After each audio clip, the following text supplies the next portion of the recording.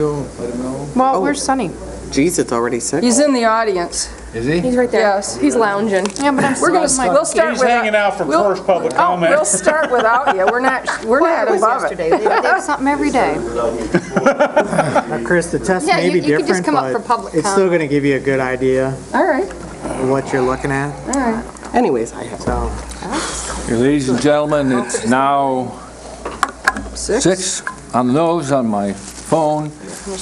I'll call this Grand Traverse Ways and Means Wednesday, September 23rd meeting to order, and we'll start with the Pledge of Allegiance to the flag. I pledge allegiance to the flag of the United States of America and to the republic for which it stands, one nation, under God, indivisible, with liberty and justice for all. Okay, next is roll call. Please. Max Bauer? Here. Lathrop? Here. Kropa? here. Johnson? Here. Crawford? I'm here. Klaus? Here. Wheelock? Yes, ma'am. Are there any changes of the August 19th minutes? Revisions, corrections? If not, they'll stand approved. Now's the time for first public comment. Stars you again, Sarah? Any person shall be permitted to address a meeting of the Board of Commissioners, which is required to be open to the public under the provision of the Michigan Open Meetings Act. Public comment shall be carried out in accordance with the following board rules and procedures. Any person wishing to address the board shall state his or her name and address. No person shall be allowed to speak more than once on the same matter, excluding time needed to answer commissioners' questions, if any. The chairperson shall control the amount of time each person shall be allowed to speak, which shall not exceed 3 minutes. The chairperson, at his or her discretion, extend the amount of time any person is allowed to speak. Public comment will be solicited during the 2 public comment periods noted in Rule 5.4 Orders of Business. However, public comment will generally be received at any time during the meeting regarding a specific topic currently under discussion by the board. Members of the public wishing to comment should raise their hand or pass a note to the clerk in order to be recognized, and shall not address the board until called upon by the chairperson. Is there anybody in the public that would like to make a comment? Don't be shy. Okay, we'll move on then to the approval of the agenda. Is there anybody who wants to make addition, deletion, any changes in the agenda? Audience? Okay, the agenda stands approved then. Now we move on to the consent calendar, starring Sarah. The purpose of the consent calendar is to expedite business by grouping non-controversial items together to be dealt with by one commission motion without discussion. Any member of the commission, staff, or the public may ask that any item on the consent calendar be removed and placed elsewhere on the agenda for full discussion. Such requests will be automatically respected. If any item is not removed from the consent calendar, the action noted, receive and file, or approval, is approved by a single committee action adopting the consent calendar. All information identified on the consent calendar can be viewed in its entirety at www.grandtraverse.org. A. Receive and file. Nothing listed. B. Approval. 2013 to 2016 prime rate trunks contract extension. This is the phone contract. Okay, is there anybody on the board that would like to take something off the consent calendar? Anybody in Chairman, the audience? Okay. Mr. Chairman, Yes. just a question. This contract, the way it reads, says 2013 through 2016. 2013, 14, and 15 are over, so I was confused as to why it says 13 through 16. It's a 6-month extension, it says, on the 13 to 16. Yeah, I think it wondered means why we the were one doing established in 13 stands and just extended on same terms by 6 months. That's exactly what Chris told me about half an hour ago. Oh, okay. Yeah. I do this at my business. So do we need a motion? I'll make a motion to approve the consent calendar as presented. Is there a second? Second. Is there any discussion? All those in favor say aye. Aye. Opposed? It passes. Now we have special order of business, and we have our wonderful Mr. Steve Peacock to give us a financial update. And Did you guys see his picture in the paper today? It was a pretty good pic, wasn't it? Yeah, you get to use professional pictures, not ones where Hey, they sneak in and I take one tried of to you have in a them replace it with meeting. one of Brad Pitt or Tom Cruise, but they did not choose to do that. They didn't fall for that? No. Did everybody get a copy of this via email? Yes. Yeah. I'm presuming- Yeah, I made 20 copies. I don't know if you want these or if these go into the shred pile. So, well, thank you for that introduction. Mr. Chairman, again, I am Steve Peacock. I am the current audit principal on the engagement here at Grand Traverse County, fulfilling a request, or in part fulfilling a request from the county board with respect to a preliminary draft on our financial analysis for the county. You've been presented with a summary memorandum with respect to the projections that were shown to you in the subsequent 3 pages, and then also a supplemental schedule, which is the summary schedule from the MERS contract, from the MERS retirement system with respect to working down the funding liability with respect to the MERS plan. These are issued in draft form. We are still waiting on a couple of items, one being the OPEB analysis, which will be completed sometime, we hope, by the end of September, first part of October. We've used the actuarial study that was completed for 2012 for the purposes of this projection. I would anticipate those numbers are going to go up as far as the cost of that plan. How much, I just don't know yet until I see the actuarial report. The MERS summary, let's start in the very back page, the last page of the report, which has the MERS, all divisions amortization schedule, if you will, for the for the pension plan. You'll see starting in the 2014, this is the first column on your left, for 2014, which would be funding year 2016, employer contribution dollars of $4.8 million. That's on the far right. That's relatively consistent with what we've seen in the prior reports, primarily because that's driven from those prior reports. What begins in 2017 and rolling forward is based not only upon MERS changes and assumptions, but also the funding requirement to get this OPEB liability paid. So you'll see this number begins to crawl up as you go through 17 at 5.2 million, 18 at 5.6 million, 19 at 6.1 million, and you're understanding the gist here as you go all the way up into 2028. That pension plan payment is $8.8 million. So over these years, that number is going to double. Okay. Now, one question you might have is why does it significantly drop in 2029? That's because the OPEB is considered paid at that point. 2028, you will fully fund the OPEB liability. You don't mean OPEB, do you? I'm sorry, Don't you mean the MERS liability. Yeah, Yep, okay. I mean the MERS liability. So you'll then see how that pension number goes down. At that point in 2029, you're just paying normal pension costs. So there's a significant decrease in pension costs in 2029. But we got to get there first. We got to get to 2028 and fund this MERS liability. So those numbers, you'll see those numbers come out of MERS with respect to the funding of this in their annual reports going forward. It's not meant to be a surprise, just we want to get that liability amortized, and that's the way that MERS is suggesting that we do that. Okay? The OPEB liability is the health care plan, and that, again, is based on the 2012 actuarial study. And again, we anticipate that liability is going to go up. It's been three years since it's been looked at, so we anticipate that is going to increase, and we'll have more statistical information for that when we get the report. As a placeholder, we put $500,000 in 2017 and $250,000 of expenditures for dam removal, and that's a number that may stay the same. It may not. Just a place setting right now that's in the projection, and there'll be more information on that as that project unfolds. So if we can talk just for a minute, if you go back to the projection, it's the colorful, it looks like a big spreadsheet, and this software package that's being used to create this is an extremely powerful software package. There are multiple graphs, multiple pages of statistical data, both historical and projected, internal financial data, external financial data, as well as non-financial data. So in the spirit of trying to do this as concise as possible, I didn't want to bring 30 pages of statistical data for us to go through tonight. This is your summary. Okay, this goes by year. I rolled it out to 2030. It's up to you if you want to have it go out to 2030 in the final report. I wanted it to go out to 2030 to show you the effect of once that MERS liability is paid, how the underfunded operations of the entity, it does diminish.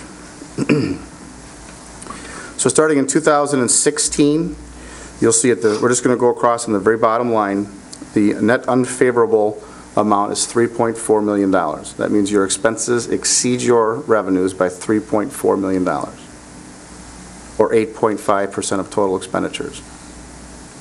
Moving across, you've got just under $4 million, or 9.5%. 18 is 10.4%. 10.3% concludes in 2019 on that page. If you follow on the next page over, you're going to see the same columns with respect to 2020 all the way to 2029. And I'll just read the percentages where the expenditures exceed the revenues.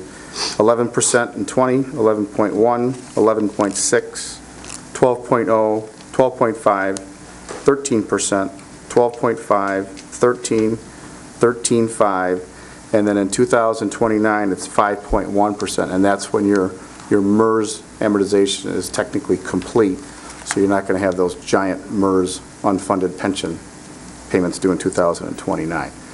And likewise in 2030, on the very last page, where it shows that you're underfunded by 5.7%.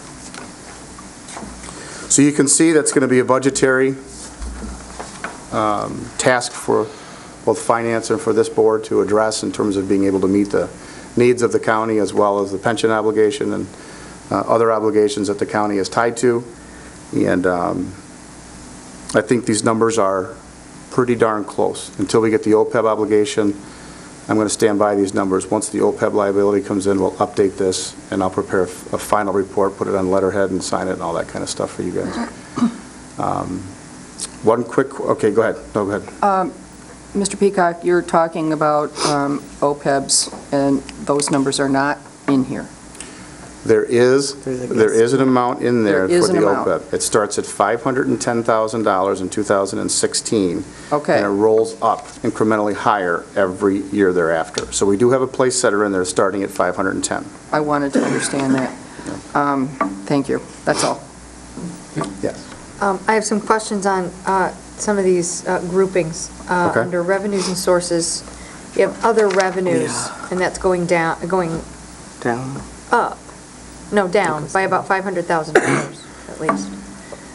What comprises that number? I believe that was, oh, now you're going to test my memory. It was a specific grant for a project. I can't recall off the top of my head. I will get that Okay. for you, and I'll respond to you with what And that the answer same is. question with transfers in. You know, it's $1.6 million this year. It's going to be almost half that next year. Yep, And I wonder if that's the same thing. yep, I will get those details for you, Commissioner. Grants. I just want to know what we're losing. Yep. Why that, what grants are we not expecting next year that we had this year? Okay, I will That's- provide that's that almost detail with $1.5 million you right by there. tomorrow. Okay. Alicia? Okay, on the final page here, you put in the MERS contributions. Correct. And this is what we are needing to pay in order to pay off MERS by 2029. That is correct. So I am assuming these are higher dollar amounts than we currently contribute to MERS. Yes.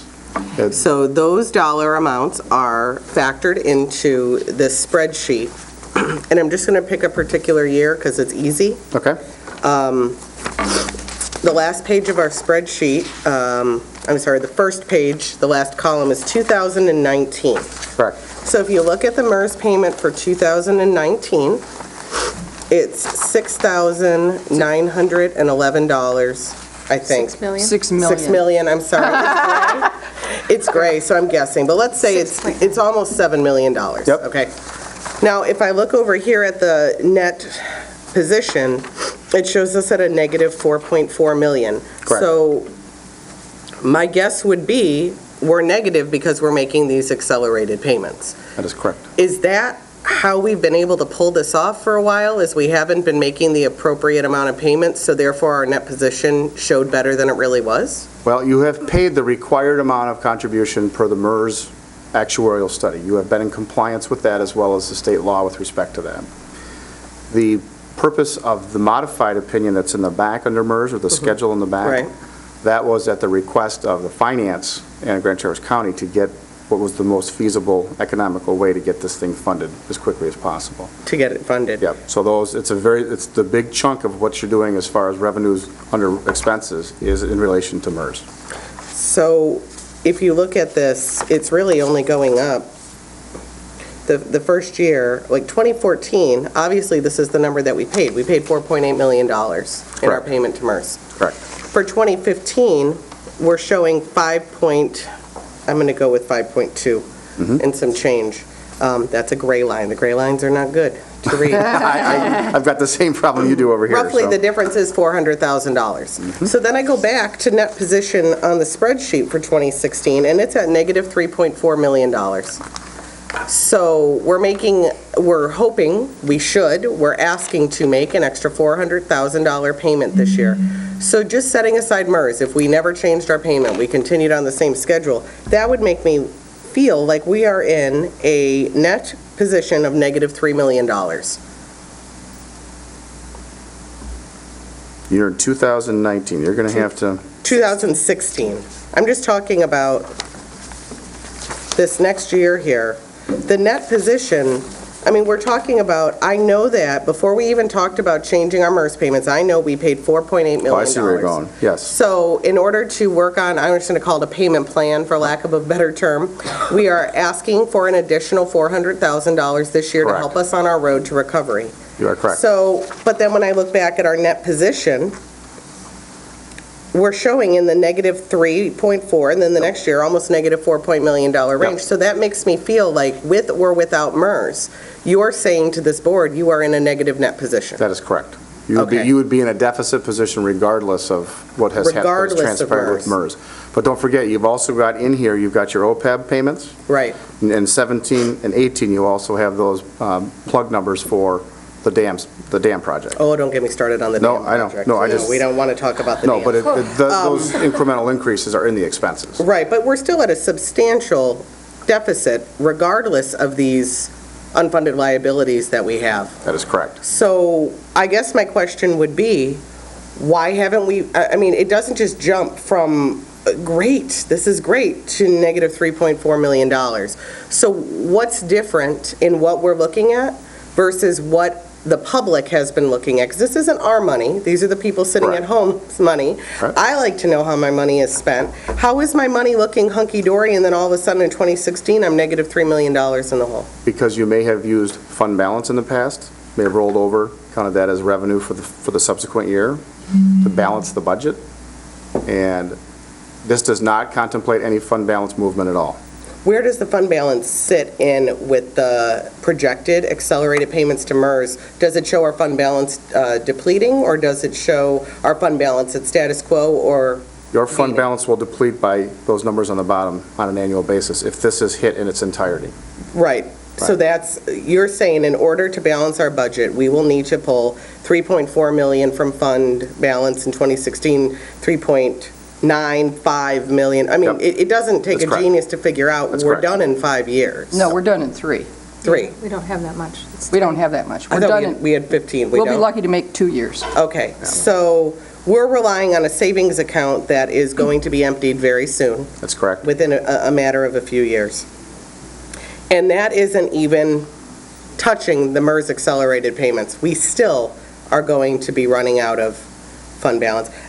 Okay, You are correct. yeah, this is, where's Dave Ramsey when you need him, right? Do we need envelopes for our departments? We can put our funds in. Okay, so we're again, not even just setting unfunded liabilities aside, we're continually going into the hole. Correct. Then you add on the accelerated payment to MERS, which it appears to be will be doubled within 10 years. And then once 2029 hits, and we have MERS funded, at least our deficit, I should say, and we're caught up, we still need to work for another 10 years to get us set to where we need to be. We just won't have huge payments, we'll be back down to normal payments. Normal pension operations, that's correct. Okay. Yep. And this all took into effect changes in the actuarials? Absolutely, yep. This 21-page report you'll see in the bottom, this is page 19 of 21. Yes. All the new assumptions that were being contemplated by MERS are in that 21-page document. Okay, so MERS was talking about a new actuarial assumption chart for fiscal year 15, I believe it was. It's going to start for you in funding. If you look at that column on the far left, that's your year end, 15. Okay. The funding year is the next column. So 15's actuarial report will produce funding mechanisms for the fiscal year 17. And that takes into effect our new That is correct. actuarial chart? Okay. That is correct. Okay, thank you for all the clarifications. No, you're great, thank you. Yes. Yes. So I'm seeing the revenues for the next 2 years, 16 and 17, are going down. And then in 18 and 19 go back up. Yep. Can you explain that? But the first thing I got to do is I've got to get you the detail on the other revenues and the transfers in to make sure that I can give you a good understanding as to that. Okay. Other revenues, in conversations with Dean and historical projections, and based upon what your balances have done historically over time, as well as outside economic data, that's what's driving these numbers. And I'd be Okay. happy to share the assumptions with you for all these different captions if you'd like to see that. Without going into each individual caption, which I can do, right now, that's the way this is playing out based on the projected percentage increases or percentage decreases that we see. And one more quick question. Which line here does the MERS payments show up in? It's going to be easiest to find under expenditures and uses by account group and 01 personnel. Okay. So we actually could be spending less in personnel, but because of the MERS payments, it looks like it's increasing. That's correct. That doesn't mean we're spending more on actual personnel. That's correct. We're just spending more on funding that. Absolutely. Okay, Yep. that clears it up. Thank you. Boy, am I glad we have some accountants on this board. I never thought it would be handy. I have one last question, Mr. Chairman, if that's okay. You bet. Steve, in the fiscal year of 2030, this is a year where we will have paid off our MERS obligation, Yep. and we will be at our regular status quo payments. Correct. Based on our assumptions and projections, we still are looking at a negative $2.9 million net position. Why is that? Because you don't have enough revenues to cover all the costs. So even after we pay off our pension obligation, even after we pay off OPEB, even after we pay off, and I'm not going to say it, but the D word, we're still, ask me about the damn project. No, not tonight. Okay, we're still looking at a negative $2.9 million. Correct. Now, when we're looking at 2030, like I said in my memo, you're looking Pretty way far. out there. We're looking way out there. And those numbers, I put that in there so you could see the decrease in your expenditures in 29 and 30 when your MERS Okay. balance is paid off.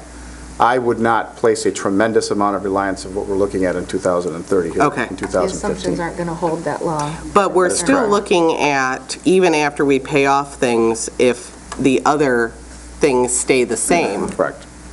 Okay. I mean, it's kind of like when you go to a debt counselor, or you go to get a business loan to consolidate your debt, Right. you hope to at least get to zero. That's correct. Yep. And I'm not seeing any sort of plan that shows us getting to zero.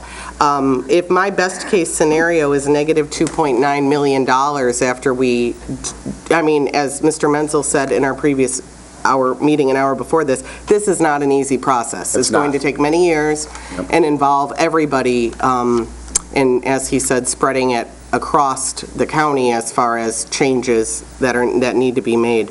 So if we still do all of that and our hope is to get to a negative net position, I guess that's hard for me to grasp. That's the challenge that you guys face as the county commission, We is have to to make that, good choices to help it. make your revenues meet your expenditures. Like, the bake sale's out of the question. I still think a dunk tank with commissioners out in front, We letting could make people millions. On you. throw at us. Yes. Dollar a dunk. Now, and just if I can just go into the page 2 of the memorandum real quickly, there are some things that you can do that can take some evasive action quick. And you will see that those are listed on page 2. Yes. And there are 2 defined benefit plans that are still open within your MERS all the plans. I think there's 17, and there's 15 that are closed, 2 that are still open. Close those as soon as you practically can. As soon as you can get those closed, close those 2 new hires. That's a step in the right direction. That is circuit court and what else? Circuit court and circuit court. Both circuit Yeah, I think court, they're both okay. circuit courts. Employees and But I have supervisors. I have a question on that. Yes. But doesn't that mean that we have no one else contributing to those plans anymore then? Is that what that, Why, oh, your other 15 don't have anybody contributing to them either. That's why the number is so skewed. right, Because the number of people that we have on defined benefit programs has become so small that they're not that contributing? it makes all of our percentages go way out of whack. Correct.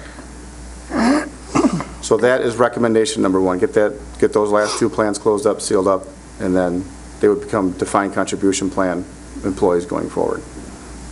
Number 2, in looking through the MERS report that has been provided every year, that's provided to the folks here every year, many of your plans have multiples of 2.5 to 2.8 as far as the pension multiple, okay?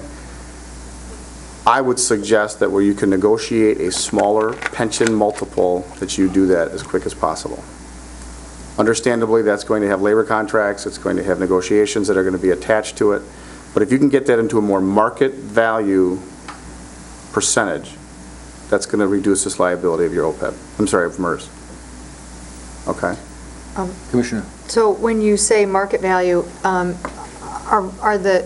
what are the comparables that you're using to determine market value? Is it in the private sector or just among government employees? It's amongst county government using MERS. County, okay. Yeah. Using MERS. No, Where does correct. Grand Traverse fall on that?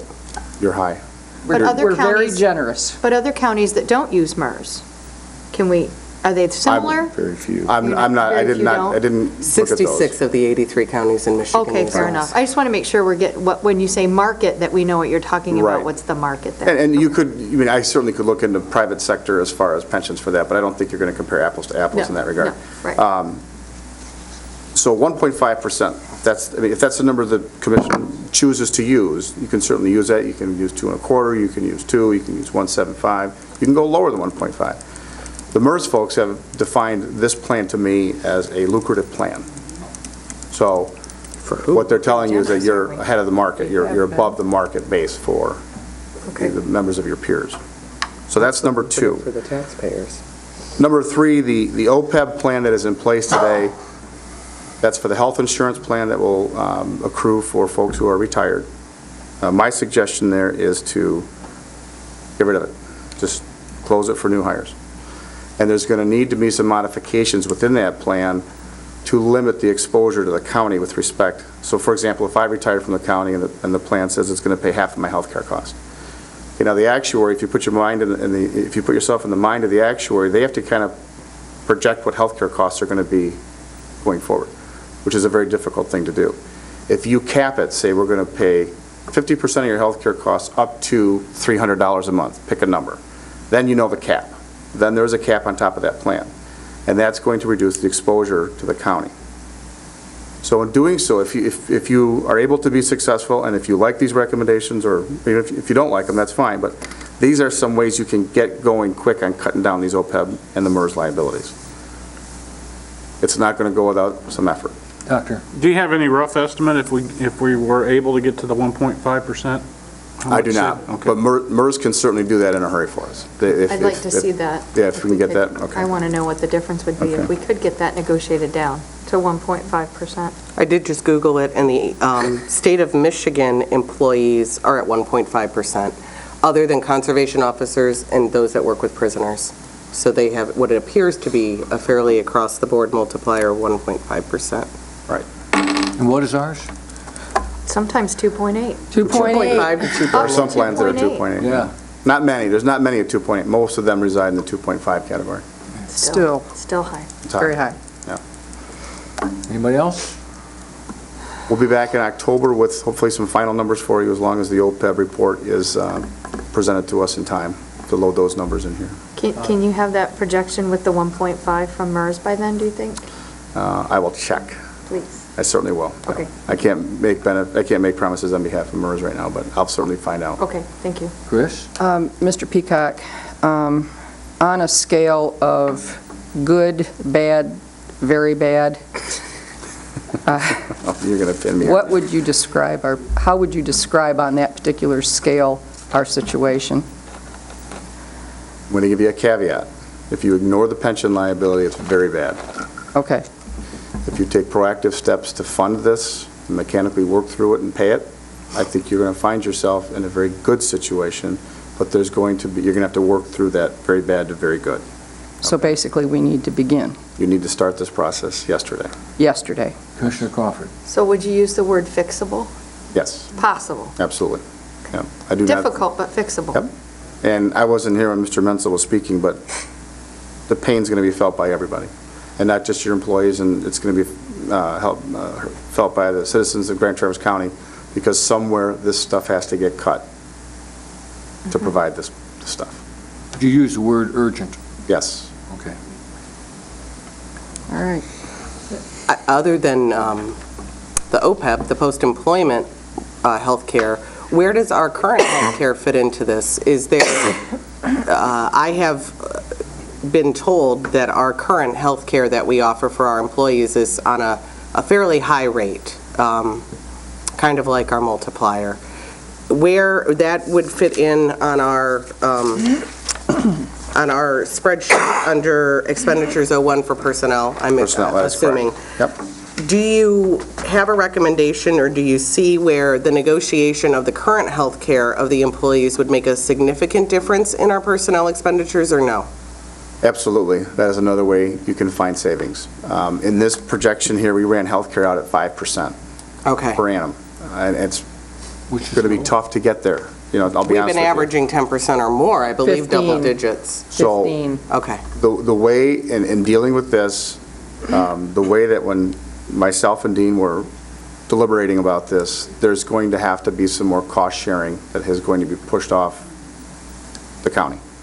So as rates go up, you freeze, you stop paying X today, that's your number. If it goes up next year, it's got to be borne by somebody other than the general fund of the county. So that's going to be cost sharing. So when we talk about the negotiating of the contracts and the multiplier, we're also discussing the negotiating of the health care costs. Absolutely. on the And current OPEB. contracts. And OPEB as well. Yeah. It is a fact that we are the lowest funded of the 66 MERS. I don't know if you're Counties. the very bottom one, but you're in the bottom rung of the We statistical. are the very bottom. We Of are the at entire bottom. state of Michigan, we fall in the bottom 3. But We of are the number MERS, 66 We are out of number 66. 66 of Okay. 66. So, here's the good thing. I always try to find something positive. We have nowhere to go but up. That's right. So, I think, again, that Lions. as we discuss this, Lions. yep, we are the Detroit Lions of county pension debt. Oh, I don't know if it's that bad. Jeez. We will come back. I think it's important that we get out, again, not our money. It is our money. We all are taxpayers of Grand Traverse County, too. But we deserve to know how our money is spent. I have a very difficult time with all the money that I spend on my CPA and all the time I spend I know my IRS agent by first name. They have an office here on As do I. 31 South. I spend a lot of time there. As a business owner, you are obligated to take care of these things Correct. and let people that have a share in your business know. I am incredibly confused as to why the 90,000 shareholders in Grand Traverse County don't know that we are the lowest funded pension of every county in Michigan in our retirement system. I don't understand why our shareholders, because they are shareholders, of course, they're forced into it, but they are shareholders and they don't know that setting aside any of our obligations, we are still at a net position in the millions of dollars for the foreseeable future. Correct. What can we do to get this word out? Because you just said it. I was listening to what you said. You said everybody's going to feel this. We're not talking about the employees of Grand Traverse County. We're talking about every single citizen in Grand Traverse County. Yep. And it's hard to take away something without giving something. So yes, a service may be cut or something may be decreased, but we need to let them know what they're getting. And what they're getting is, I hope, a balanced budget and no more of this in the future. Right. It's important to get that message out. And I think that your document will be an important part of that. I guess I'm concerned about this because I think this board believes in it. I would like to see the citizens be able to make an informed decision. It's important to get this information out in couldn't agree more. easy-to-understand terms. And And that's that's the going to hard need part. to come from you, because it is not our job to interpret this report. So I guess what I'm asking for is when we get, and you were talking about the letter, and it would be signed, Yep. an unofficial letterhead, Yep. we need a broken-down, simplified way for everyone to understand. Yeah. You shouldn't need to be a CPA to know how your money's spent. We in the private sector have financial advisors or CPAs that let us know why Right. this is like this.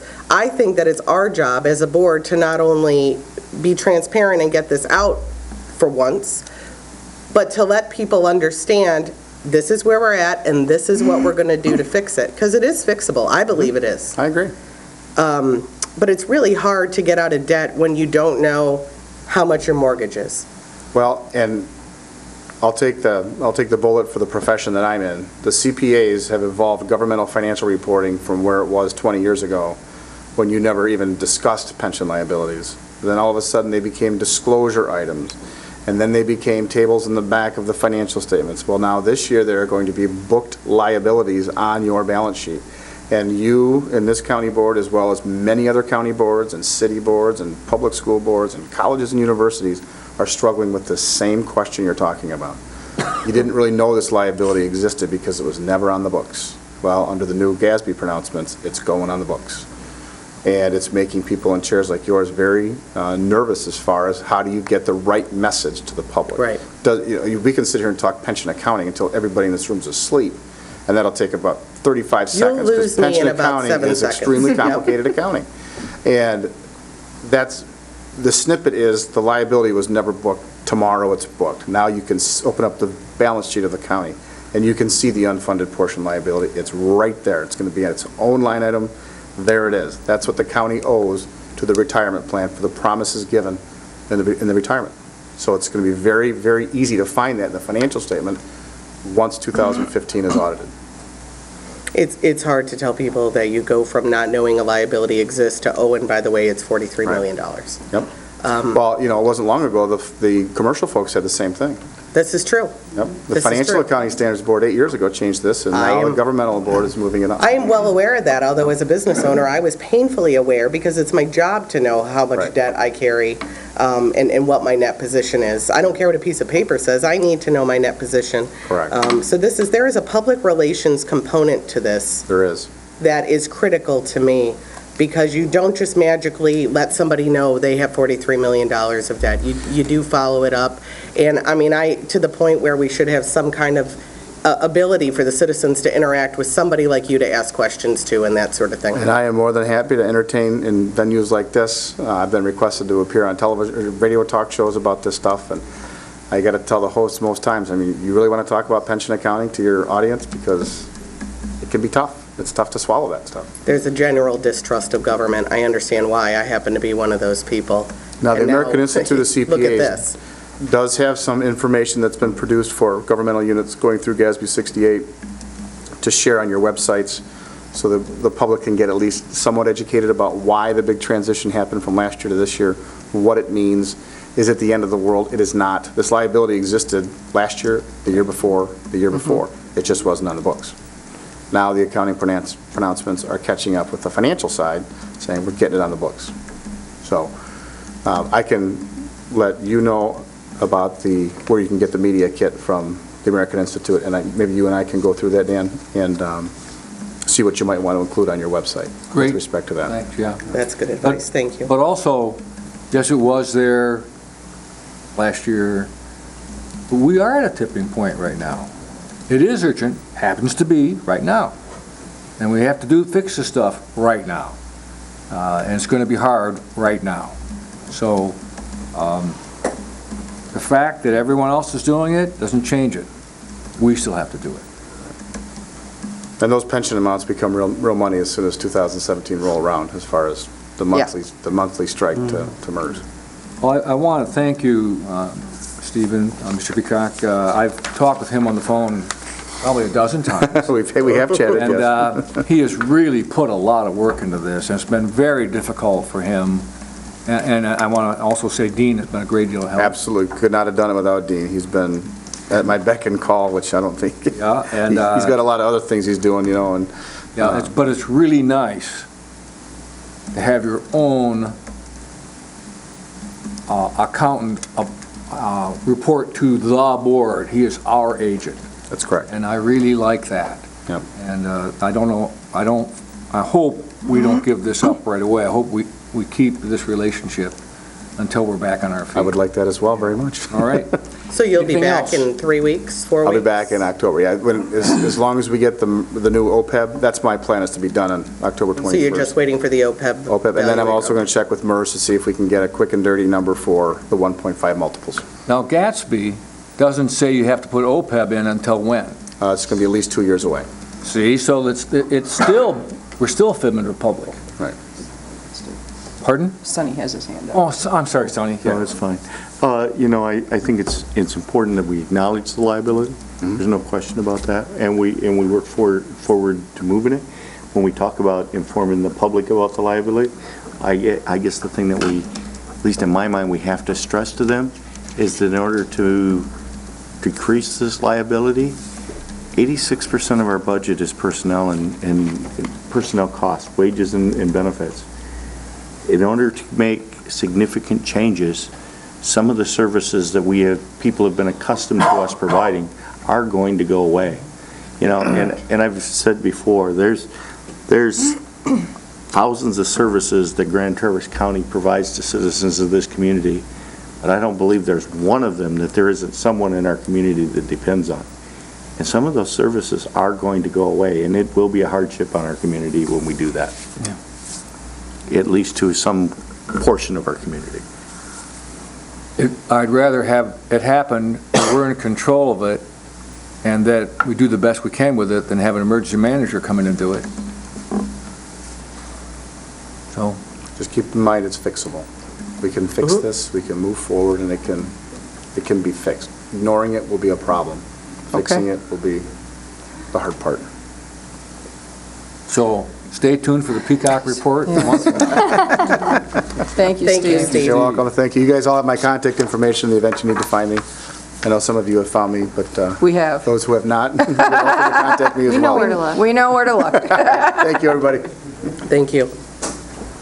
Okay, we move to items removed from the consent calendar, which are none, and then we got department action items, and the next thing is emergency management storm update Mr. Byrd. by the great Greg Byrd. Greg Byrd, Emergency Management Coordinator, not the Finance Emergency Manager. So hopefully, we're coming to a close of you seeing my face here every Wednesday night. Not that I mind seeing yours, but we're in the open application period for Section 19 grant fund, which is the state disaster relief grant. We had our briefing it was last week, and we now have the applications are due October 5th, and EMHSD staff will come back here to help us through that process. Grand Traverse County, and Cherry walked in, Dean has assigned her to work with all of our county agencies with that. She's doing a phenomenal job collecting and doing it. There's an application piece to get us in the door before we can apply. We know we've met that. Traverse City, Acme Township, and Whitewater Township are the 4 jurisdictions that will file applications in an attempt to get some of the disaster relief money. It is capped at $100,000 or 10% of your 2014 operational budget, whichever is less. Is that 100,000 per entity? Correct. So potentially Grand Traverse County can apply for up to 100,000, Traverse City up to 100,000, Acme and Whitewater Township. So they'll work with us through that. Next Wednesday, you'll have a resolution in front of you to hopefully approve in order. It has to go with the packet for when we apply on the 5th. So Monday, we had our local planning team and EOC team meeting, and we discussed the storm, the process that went through it as an after action. And some of the takeaways from the storm, and they're still coming, at the top of the list was more damage assessment training. Our equalization staff and our municipal assessors did an amazing job, but they would like to get more people trained. There's been some turnover, like to do some more exercises. Ernie has been a great help in GIS with damage assessment, and after we did it, even found an app that our damage assessment team could go out and actually take a picture of location on your cell phone or your smartphone, and it automatically feeds it back into the map with a picture by GPS. The city's already using a similar software, and we feel moving forward before the next storm hits, that's something that we should look at and put those tools in our hand to make it more efficient to do damage assessment. More efficient and get better results from that. A debris management plan, we talked about that. That's something that we lived through, and now we're just going to take the good, the bad, and the ugly and put it on paper so that we have a plan and we have a course of action if we ever have debris like that again. Annual county municipal training for municipal leaders. We had the first one in a long time here this year. So every year that there's a county or municipal turnover or election or new officials that come in, that we'll schedule that, and it's best, it seems to be in the first quarter of the year. An hour-long session on just the laws and the regulations and the roles of the elected leaders. Communications were an issue within the EOC and outside, but within the EOC, we're working on some grant applications to try and put some radio and updated phone repeaters in the basement of the EOC, and even in the basement of this building that's still kind of the backup EOC for that. So we're working through grant applications for that. And then lastly, it was noticed, and I know you guys noticed it too, was the EM department. My department was stretched thin at times, and so moving forward, without the help of neighboring counties and outside entities, I probably would have had an aneurysm before the end of this disaster. So that's pretty much the update. After the resolution next Wednesday, and we know our application status, I probably won't need to give a report unless you guys see or feel different. Any questions? Thank you very much. Thanks, Greg. Thank you, Greg. Okay, next is GIS.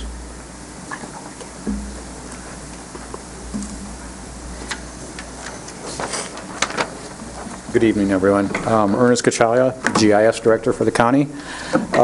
As you may recall, I was here about a month ago introducing a program that GIS had been putting together with some of the local units to secure aerial photography in 2016.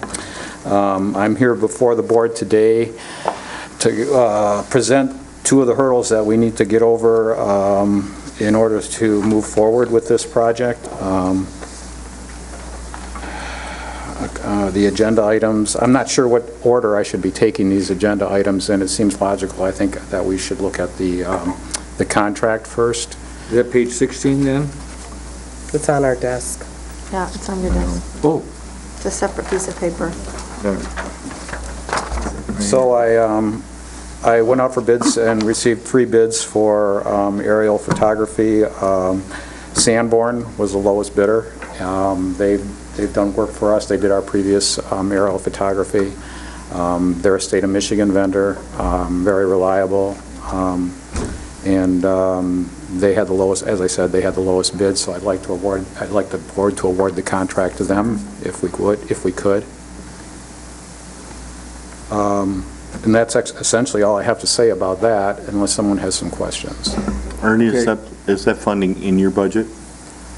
Well, the funding is from this actually the portion of the next resolution, which is the 17 units that I have sharing in the funding for this. A portion of it is from the GIS budget. A portion of it is from the county's perspective. A portion of it is from the Road Commission, and a portion of it is from the Registered of Deeds Technology Fund. Chris. Why do I need this? It's used for a lot of functionality. Mostly, though, we usually, directly for the public's benefit is for emergency services. The assessors use this information because they can compare imagery from one time to the next to see if there was construction that was done without permitting that they're unaware of. The public uses this for navigation. It's a navigation thing. Also, there's a lot of it's an economic driver for people to see where prospective development sites are, that sort of thing. Anybody else? I have a question. I see $34,000. Is that the total cost of it? That's the total cost, and that's actually approximately the same as it was 6 years ago. They haven't increased at all. Okay, and what portion of that would your department be paying? Well, I don't have the About percentage. It's about my department would be paying less than $6,000. $6,000? Yeah. And then would there be any amount that we'd have to come out of our general fund for? No, not at this point. Well, I should say that these are funds that were earmarked for this purpose. So I'm not sure exactly, Dean's not here for me to ask him, but I'm not sure what fund they're in right now, but they were funds that were earmarked for this. Is there anyone paying as much as we are, other than us? Yes. I mean, if the road commission and the register of deeds and GIS are sharing 1/3 each of half of this. So $17,000 odd are being shared by those three entities. The other 14 units are sharing the remaining 50% of the cost. Any other questions? So you want us to, There's two resolutions. One is for the actual contract, which I went over, and if we could... do we have a motion? Does anyone want to give a motion? One other thing, I'm asking for immediate approval on this. I'm a little bit behind the 8 ball right now because I'm short-staffed, and I want to get this thing going and keep it rolling as quickly as I can, so. We'll have to do roll call, right? Go ahead, you got to get a motion first. Mr. Chair, I move that we accept the aerial imagery contract for Sanborn in the amount of $34,605 for immediate approval. Second. Okay, any discussion? Yes. This year goes in effect. How does it make, and I heard you say what you said about the assessor and finding buildings that were possibly built without permits. How does it actually, the health and welfare of the county, how does this help it? How's it going to impact us in a positive way once it's started? Well, for one thing, it's used in emergency. I mean, 911 uses this all the time. It's extremely important for them in terms of health and welfare. So that's how but in terms of economic, are you asking about? Well, can you explain how does 911, is it to get somebody at a particular site? I don't understand how it works. I can, without going into too much detail, there was a situation sometime back where there had been a fire at a structure, and the person had changed the location of the driveway from one road to another, actually, and it didn't inform anybody of that. At the time, they were using images that were outdated, and they could have seen the driveway possibly on an aerial photograph, but they didn't have it. So it took that much longer for the rescue people to get there and the fire department to get there, and there was significant consequences to that. So that's just one example. I know it's anecdotal, but 911 does use the aerial imagery. It's a fundamental part of their display up there. Anybody else? So we have a motion, we have a second. Let's do a roll call. Kropa, Yes. Johnson, Yes. Crawford, Yes. Klaus, Yes. Wheelock, Yes. Max Power, Yes. Lathrop. Yes. Okay, now do we need to do a motion on the second part of it? I believe you do.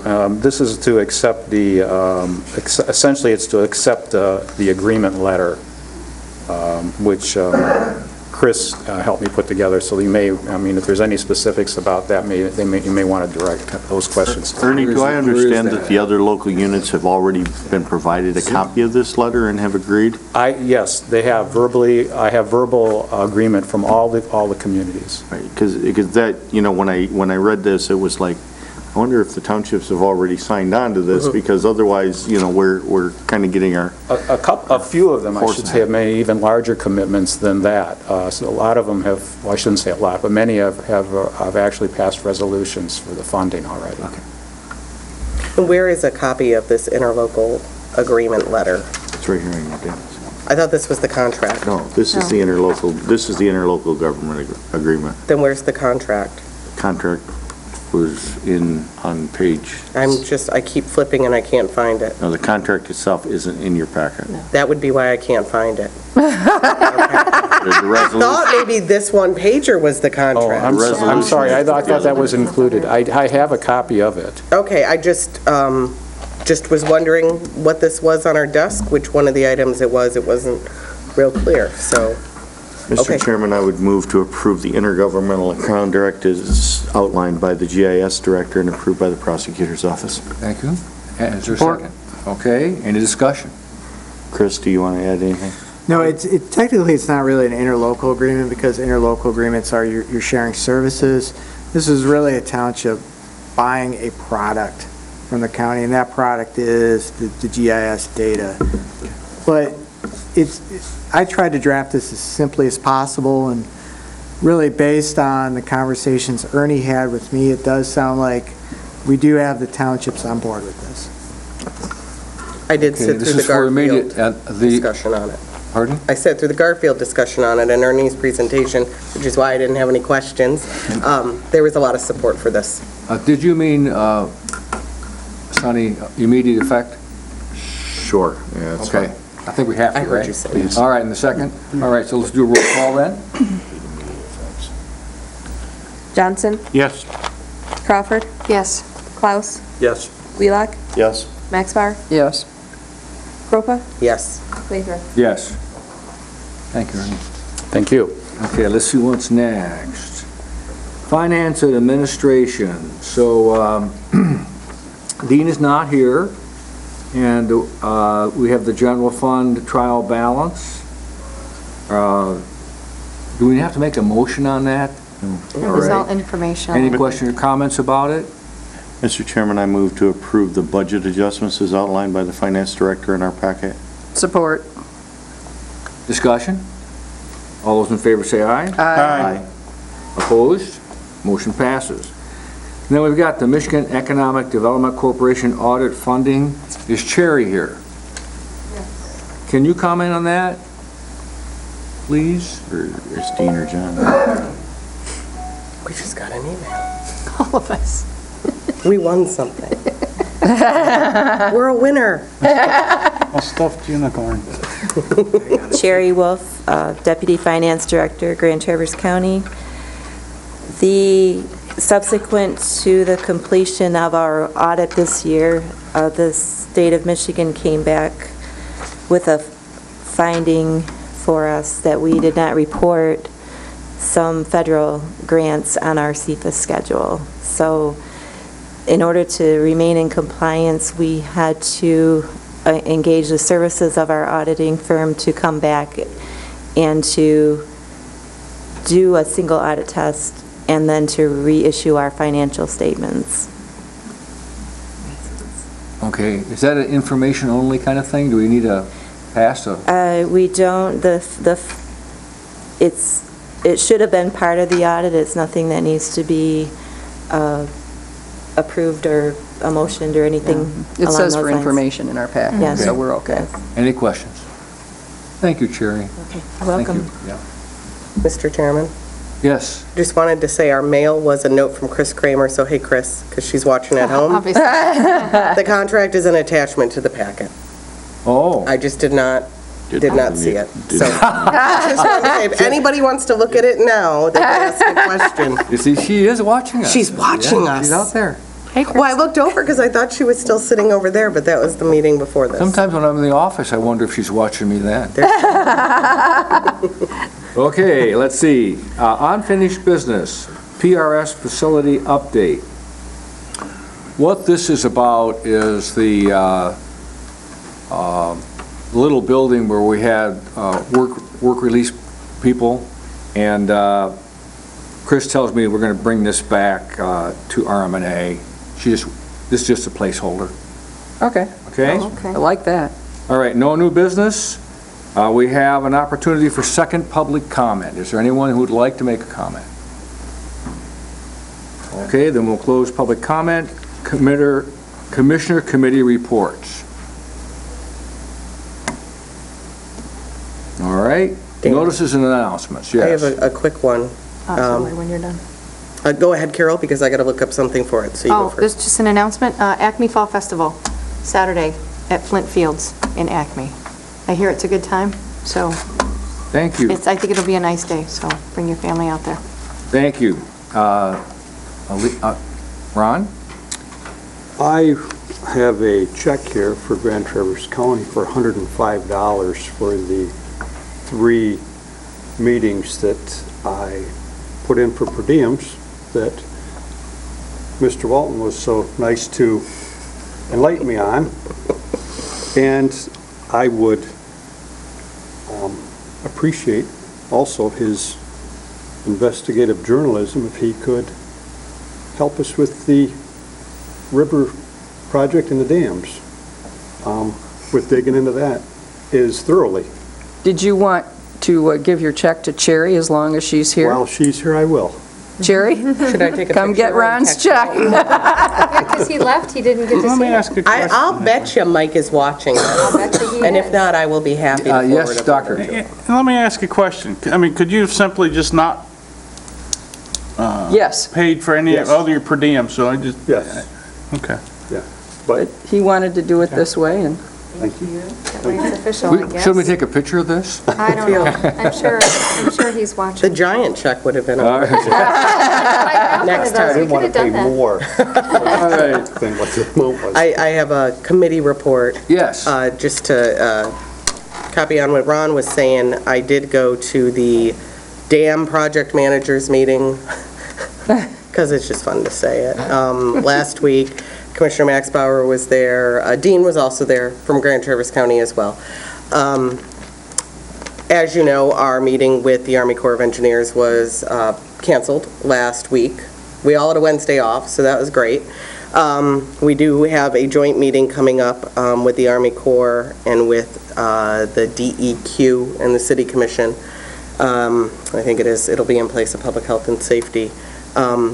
I would encourage each and every one of you to go to these dam project meetings if you can. I literally had pneumonia and went, as Chris Maxbauer knows. It was the only thing I did for a week and got out of bed because it's that important. I'm concerned about the Army Corps option. I'm concerned about the Army Corps grant. I'm concerned about a lot of things with the dam project. And I, at this time, will make a plea to Mr. Mike Walton. I think instead of chasing down $35 per diems, $25 million river restoration projects would do a lot better good for the community. And I do not talk to you, Mr. Walton, but if you contact me about the river restoration project, I will talk to you. And I know you're watching this. It's time. We talked about the community not knowing about the multi-million-dollar pension debt not being on our books. It's time that instead of chasing down commissioners while they're eating at restaurants and following them when they're taking their kids to places, it's time to dig into a $25 million river restoration that all we have to do is look at the spreadsheet to know that we can't pay for. I think they're going to come forward with a funding fix, and I don't believe it. If you truly are an investigative journalist, I'd ask you to do that. The other thing is we do have Easling Pool swim lessons that are open. I just want to let everybody know that they can go to the Parks and Recreation page on the new Grand Traverse County website and take a look at what we have offered there. And I think that was it. Oh, I did want to say, Saturday, I had the privilege of hearing Carly Fiorina and Rand Paul speak, and I wanted to share with you a little bit about that for those that couldn't go. Carly Fiorina who many of you may not know, is a CEO and executive of Hewlett-Packard. She discussed results-based budgeting and zero-based budgeting in her dinner speech. And I just wanted to share that with you. She is talking about bringing a results-based budgeting approach to the White House, and it was fascinating. And I thought, oh, I wish Chris Maxbauer was here, because you would have hugged her. And I did not hug Rand Paul because of the personal protection order. No, I'm just kidding. Pretty close. We all know that I am a big fan of Rand Paul, but I wanted to share with you another speech that I went to of his just real quickly. Rand Paul discussed how the fiscal year for the federal government is September 30th, and he talked about eliminating everything from it. And you started zero-based budgeting. Yes. And he said, why at Congress do we talk about you need 60 votes to defund Planned Parenthood, you need 60 votes to defund Obamacare? How about 60 votes to fund? Come make a plea. Come tell us why you should be added to our budget. And I wanted to let you guys know that and think about it and maybe do some research. There's a lot of candidates talking about this. There's a lot of candidates, but there's a lot of candidates talking about this for a reason. It's common sense. It's what we've been talking about in Grand Traverse County. I'd like to think Rand maybe learned a thing or two from us. But if we're talking about non-mandated, Sunny was correct. Look at our budget, you look at personnel, you look at benefits, we talk about mandated services. All of these non-mandated services, come make a plea to the board. You're starting at zero. Why should we have the Easling pool? Why should we have, I can't think of another extra service, maybe, well, Construction Co., but not really, because they're an enterprise fund, but all of these things that would potentially be on the chopping block, which sounds very dramatic, and I hate to talk about that. But why not have people come make a plea and let the citizens find value in the services, and we can see and prioritize them? It was an excellent speech. He talked about it at a federal level, which energized me in thinking about it at a county level. We can do this. Yes. I was there as well and heard him talk about departments justifying their existence and their whole budget every single year. Not, you got $300,000, we got $300,000 last year, so we'll tweak it a little, let's get $308,000. No, you don't tweak it, you start at zero. You start at zero and every justify single your year. entire existence every single time. That way you have to be accountable for everything you did last year if you want to do it again. It's not just, well, let's just tweak it up a little bit. Really dig into it and do the work and justify that program's existence every single time. And that way you hold them accountable for what they're doing all year long. And the mandated departments would also go through that project. Now, you can't start the courts at zero, obviously, the sheriff's department, but they would have to account for every penny they spent because their budgets, mandated departments' budgets, can be cut too. And then you start seeing how those pieces fit together, and it's really a fascinating prospect, and it was just something that made me think about the fact that we are not alone. We are one of so many entities that are facing this exact same crisis, and when you're starting and looking at these accelerated MERS payments, we talk about you need 4 votes to be on our budget. We're not 60, we're not Congress. You need 4 votes to be on our budget. Come make your case and show us how you've used your dollars, how you're accountable for them, and best of all, what's the ROI? What kind of return are our citizens getting for what they're investing in parks and recreation? I hate to pick on that, it just happens to be the department I'm with, but how does that work? And it was excellent, so I just wanted to let you know. Thank you very much. Yeah. Any other? Yes. I don't have a report. I'm going to make a motion that the Grand Traverse County Board go into closed session to discuss pending litigation regarding the Carlson case. Is there a second? Second. Does that require a roll call? Yes. Yes. Okay. We don't anticipate a decision or an outcome coming out of this, so No, there will be no. we do not. Well, we should state that so as that the people don't know they're going to sit around and wait for us to come out and make a decision. Our fans. Or announce a finding. Go, Sarah. Crawford, Yes. Klaus, Yes. Wheelock, Yes, ma'am. Max Bauer, Yes. Propa, Yes. Johnson, Yes. Lathrop. Yes. Closed session we go. Now you take over your mess, right?